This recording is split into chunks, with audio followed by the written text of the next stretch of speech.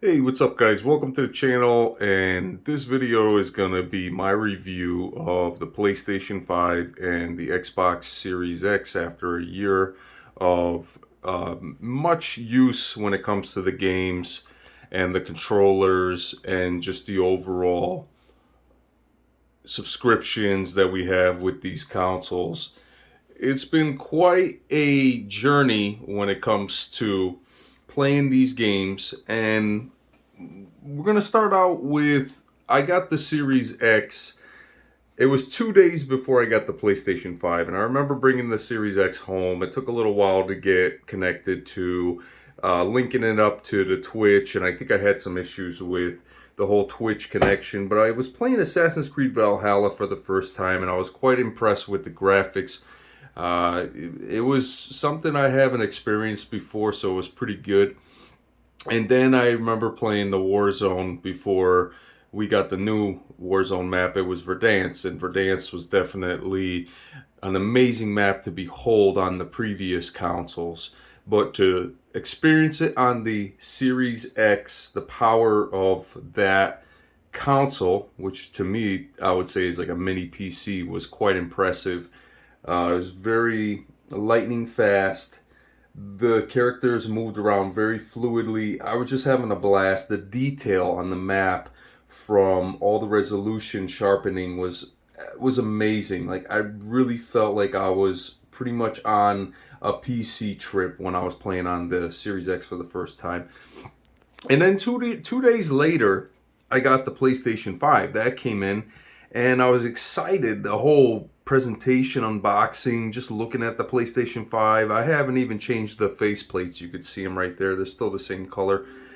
And I gotta be honest with you, when I was playing the PlayStation 5 for the first time, I was quite impressed by the Astro's playroom and the controller and what the adaptive triggers meant, what the dual sense, what it meant as a controller, what was the whole title of why this new PlayStation had all these innovative features. And that's when I realized it was something I haven't experienced before, and I was quite impressed. I was actually chuckling and laughing because it was just so canonical and it was fun.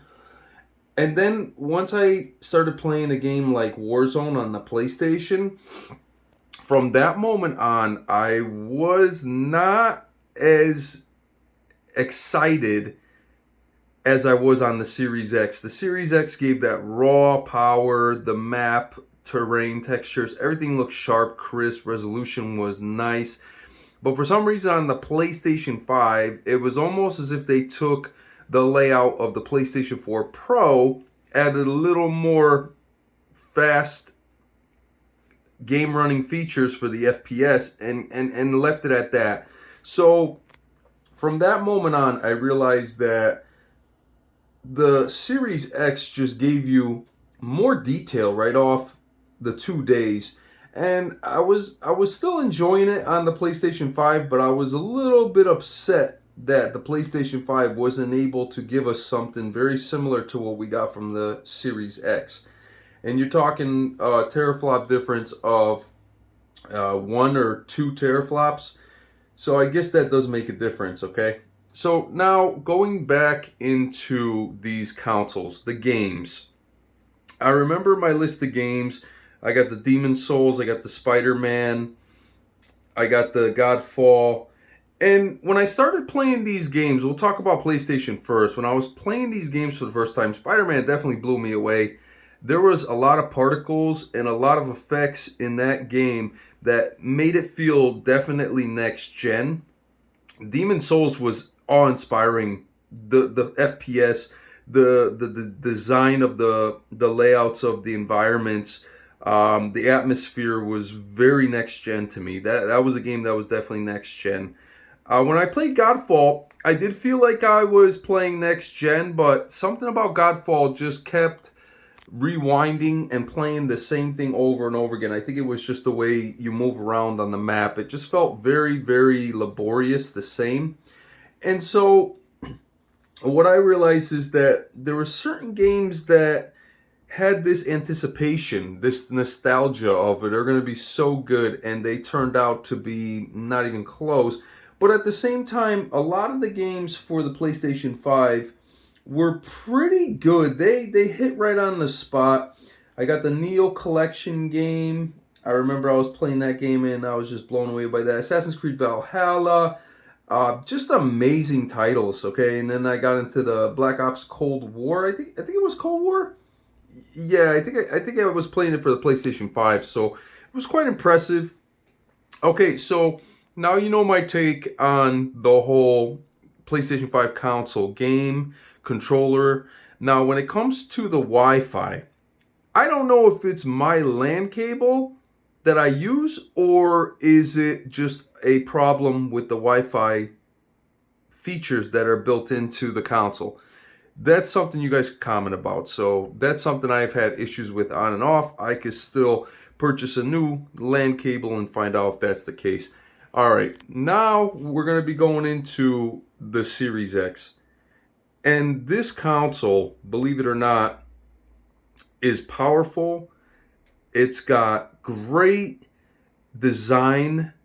Like, I didn't really talk about the PlayStation 5 design. It was something that probably wouldn't expect or experience. But then again, let's go to the Xbox Series X. So the Series X is right there.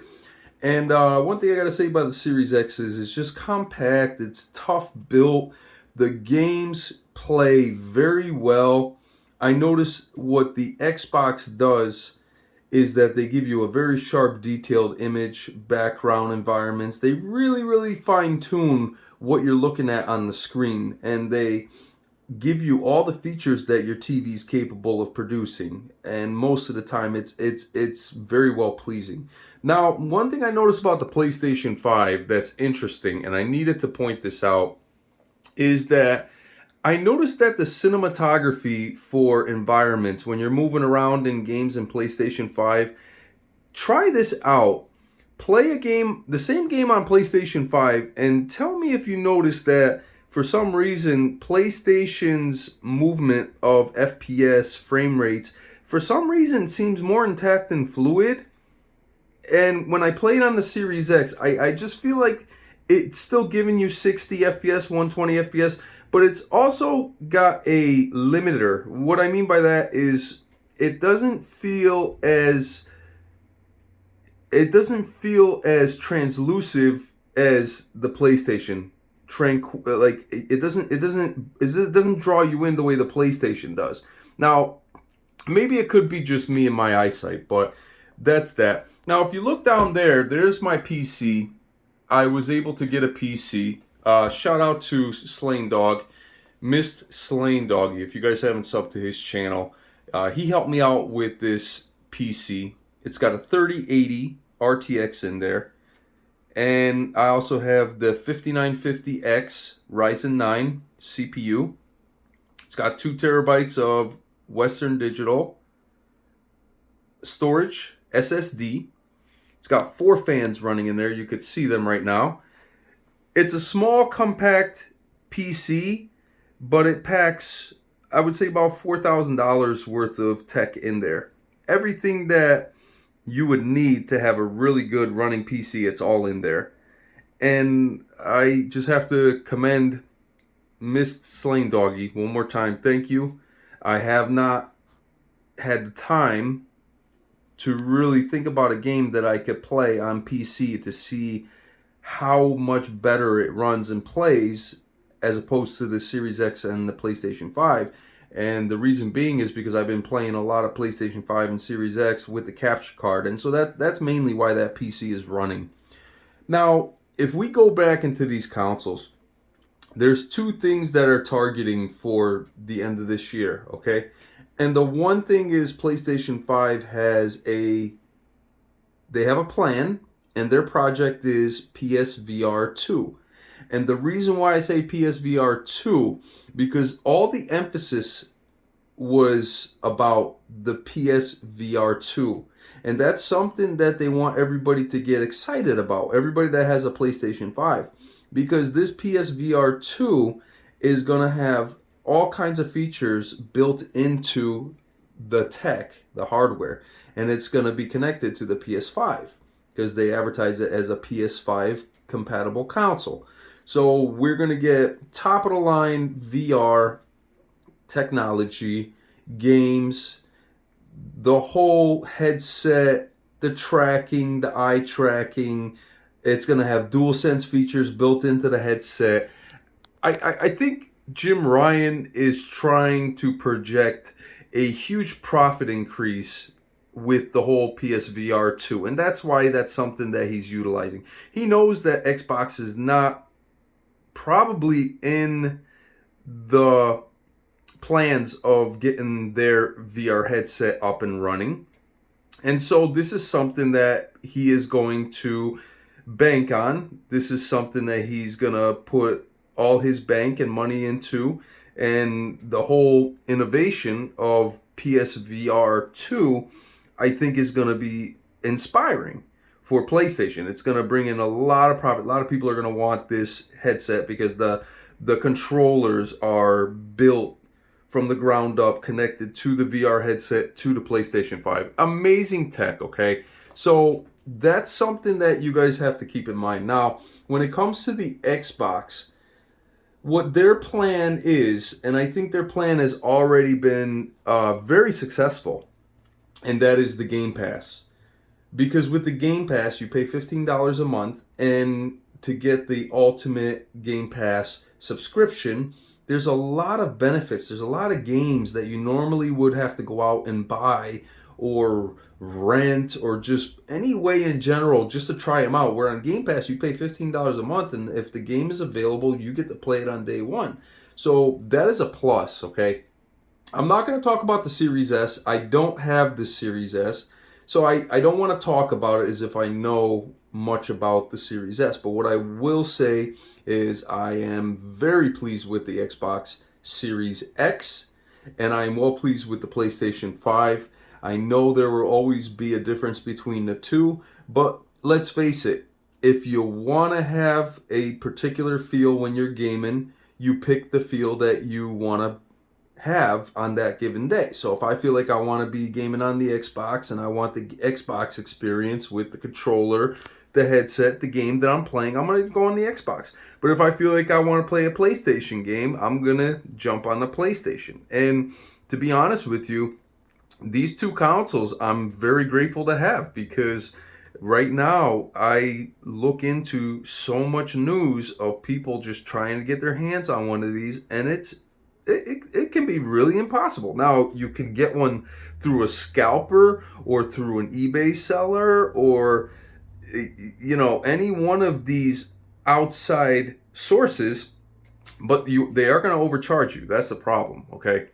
And so one thing I got to say is that I'm very grateful for making this video, because I want to explain to you guys the pros of these consoles. Now we're going to talk about the things that I wish they could have fixed a little bit here and there.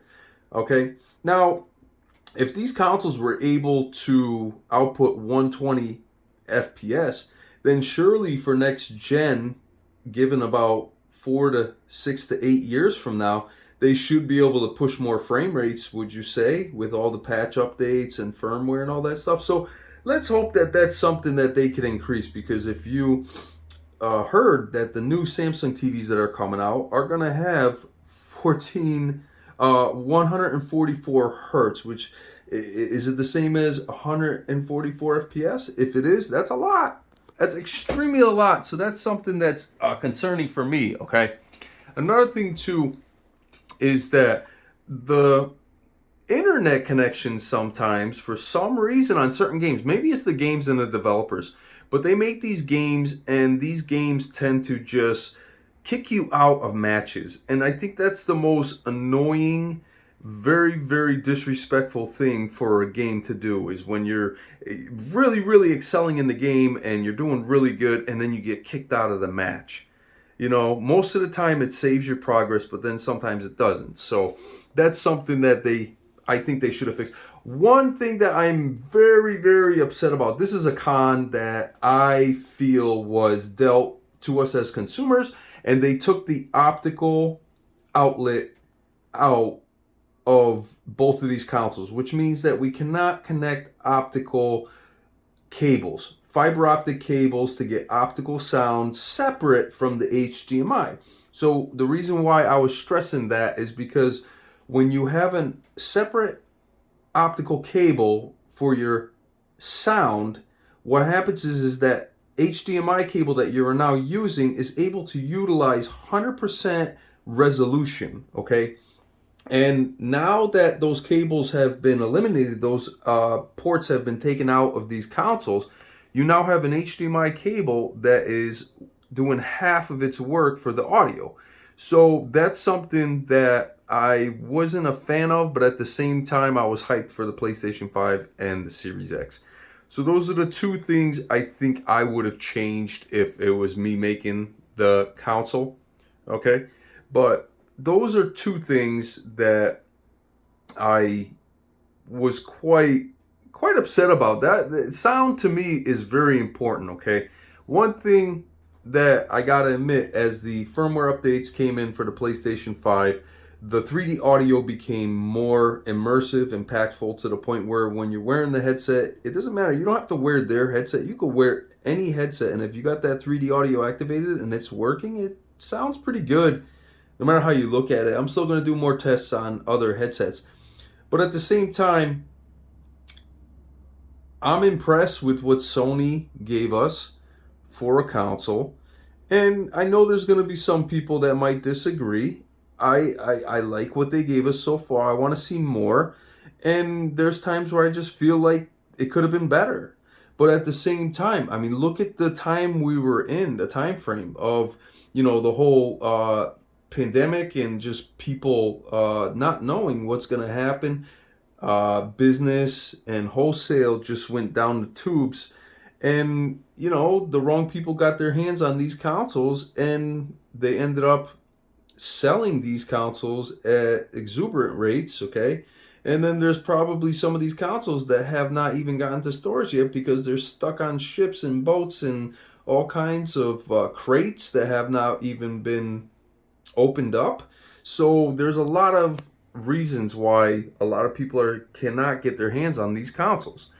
And one thing I gotta say, is it worth paying a couple $100 extra to get your PlayStation 5 or Series X? If it was $200 extra, it doesn't seem like as much as if you're paying $1,200 to $1,500. That's a ripoff, okay? But if you're paying like $100 or $200 more and you're getting it through eBay or Amazon, whatever, then as long as the person you're buying for has a reputable reputation, respectful, and he's sold plenty of these consoles, and he's giving you a bargain, and you're paying a little bit more, but if you're getting a really good console, then get it. Take it, because that is what's going to save you the years of headache, okay? And, when it comes to my PC, I got the PC, and now they're already talking about a 3080 with 12 gigabytes of, 12 gigabytes of RAM? Mine has 10. It's the very first 3080. I'm happy with it. I don't feel like I'm missing out on an extra 2 gigabytes. I don't feel like I'm missing out on a 3090. I don't even think a 4090 is coming out anytime soon because they weren't advertising that this year. Not going to be too much poking into the PC market. I have my PC, and once I get a game running with it, I'm going to have fun testing it out. It's going to be fun. There it is. I have both my PS5 and my Series X running. So that is my review on both consoles. I think you'll find it very, very informative. There's a game that I want you guys to definitely try out if you have the new consoles, and that's Metro Exodus. The reason why I say Metro Exodus, it's the edition that gives you all the DLCs. It's the next gen edition.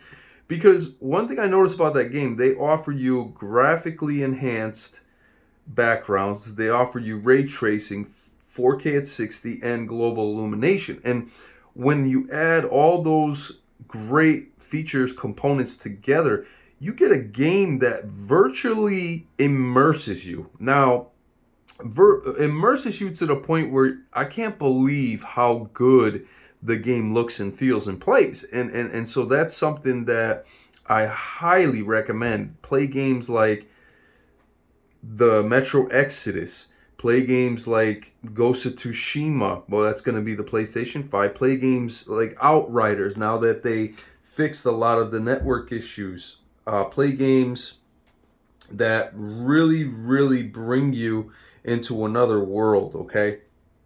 Like, for instance, the Series X, okay? If you have a Series X, definitely play the Halo Infinite. I haven't played it in a while, but every time I jump on it, it feels polished, smooth. Yeah, maybe the campaign is not as great as everybody. Not everybody's gonna say it's great, but I'm not gonna say it's bad. I'm gonna say that, when I try it, I'm probably gonna like it. I just haven't got a chance to really play it.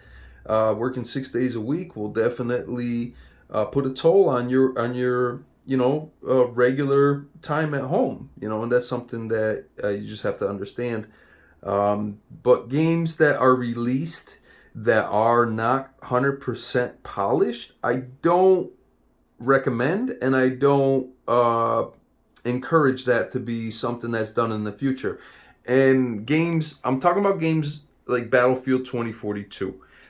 I bought the game. I started playing it for a little while. I bought the standard edition for the PlayStation 5 and the Series X.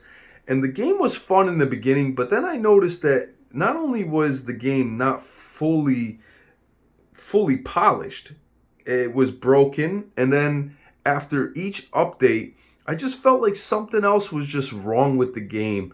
And then when it got to the point where people just started realizing that no matter what you do, when you try to advertise a game through a trailer that it's going to be jaw-dropping, eye-popping experience, and then you play the game and you're like, this is not what I imagined.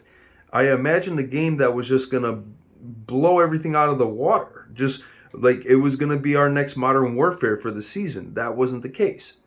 And so you have to be very careful of these kind of developers. And, the sign is really easy to distinguish because, a company like EA makes a ton of money on all their different franchise games, whether it's the Maddens, the baseballs, whatever game that they produce. I mean, Apex Legends is a big game from EA, and it's free to play. So that's something that maybe we can learn from. It's a great, even to this day, a lot of people are trying to get me to get back into that game, and I'm just, I want to get back into these games. Sometimes I don't even know which game to play anymore, guys, because I have so many. And so this video, if I give you a rating, a 1 out of 10 for both consoles at this point, I'm going to have to be fair with both of these consoles, and I'm going to have to either give them an 8.5 or a 9, both of them, because they both have that potential to be 10s, but in the first year of getting these consoles, there's been a lot of setbacks, okay? And when you hear of a game that's being delayed, a game that you really want to play, talking to you developers from Stalker 2. I really was looking forward to playing that game I think it was April, and now they delayed it till late autumn or something, fall time. It's like, why do we have to wait so long? But it is what it is. That's a game I was looking forward to. Because another reason is, for some reason, Xbox is already on the go with Unreal Engine 5. They got a lot of games lined up for Unreal Engine 5, and that's important to note, guys, is that Xbox is not holding back. Like, they want to give you next gen, but they waited a year because it takes time to make these games. I'd rather have a game that's delayed rather than a game that releases sooner and is broken and is not 100% complete, because that is just laziness and it's pathetic from the developers. So that's something that everybody needs to know. Do not buy a game in the future if you know it's not fully completed, because you have these issues we run into all the time. And that's why games are released half finished because people buy them and they still, whether they're happy or miserable, they make a ton of money off of these games and they don't care because at that point their goal was met. And that's why you guys are wondering why Call of Duty Vanguard is taking so long to fix the game. And the answer is clear. They made their money. Now, whether it's not as much selling as it was from the beginning, they made a good ton of money. If people return the game, they return the game. But the point is these companies, these franchises, they're not going to be based off of our mindset of how we want a game made. They're going to be based off of a mindset, a quarterly, a yearly, where they have to meet that quota. They have to make sure that the investors are happy. They're not thinking about, oh, let's make this game for Johnny or Jenny and try to make sure it's exactly the way they want it. That's not how these companies work. These companies are on a deadline and they have to make sure that they give what the bosses, the developers, and also the investors are expecting. That's why we have Modern Warfare, the sequel, coming out. Hopefully that game will be more polished and will definitely prove next gen. That's all I gotta say. So at the end of the day, that's my review on the consoles. That's my review on my PC. And these are my 275-inch TVs. So I hope you enjoyed this video. I needed to make this video so I can give you guys pointers of where both of these companies are, what direction they're taking. And you know, PlayStation 5, Jim Ryan is definitely pointing towards VR too, because he wouldn't have brought that up right away. He would have probably brought up more exclusive games, but PSVR 2 is what's their next vision. And when it comes to Microsoft, you could clearly tell that their vision is Unreal Engine 5, all the studios they bought, and games. So right now, I'm not saying that Sony's not going to have phenomenal games. They always have phenomenal games. But their vision is not 100% entirely on games. It's more of another product merging with their PS5. And yeah, I'm going to say it, to make more money. But also give us some good VR games and just VR great tech, great features, stuff that we haven't seen before. So at the end of the day, I know this video was a half hour, and what the Xbox is, what their vision is the Game Pass expanding to something even more, and also just the Unreal Engine 5 games, their studios that they're buying out, and you know, not making the same mistakes that they made in the last generation. Because if you look at the charts and the records, those Series X's and those Series S's are starting to sell like really fast, and they're not that far behind PlayStation.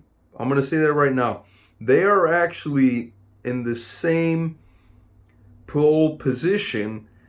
Not in the same exact pole position, but they're catching up to PlayStation. Now, I'm not going to say they're going to out-surpass PlayStation, but I am going to say that this is going to be the generation where there's not going to be any differences. These consoles are going to be very similar, and people are going to be happy no matter which person they get their hands on. That's why they just buy the Series S if that's all they have. That's why they buy the Series X if the PlayStation 5 isn't there, because you're still getting the benefits of next gen. All right, guys, I hope you enjoyed this video. My name is Stealth Dragon 1, and I needed to make this video so you guys could get an idea of where these companies are taking their next gen journeys. I'll see you guys on the next live stream. Y'all have a good afternoon, and I will see you soon. Take care.